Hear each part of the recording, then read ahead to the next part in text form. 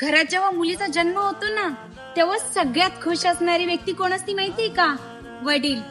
त्याच मुलीचं जेव्हा लग्न होतं ना, सगळ्यात जास्त रडणारी व्यक्ती कोण असती?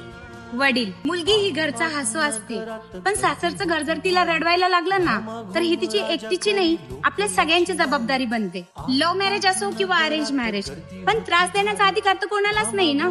आणि हुंडा देणं किंवा घेणं हे तर दोन्ही चुकीचं आहे. जेव्हा मुली हुंड्याच्या नावाखाली मरण पत्करतात, तेव्हा या समाजाने असं बघायला नको. एक बाप, एक आई, एक घर, त्यांच्या स्वप्नांचा काळा डाग म्हणजे हुंडा. आता वेळ आली आहे या जुनाट मानसिकतेला नाही म्हणायची.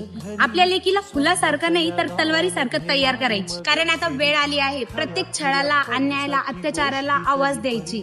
कारण की प्रत्येक वैष्णवीच्या पाठीमागे एक बाप उभा असतो डोळ्यात पाणी घेऊन. कमलेल्या बाबाची या कहाणी तुला अहो तिच्या नंदेनी 2 महिन्यापूर्वी एवढी तिला मारली तिच्या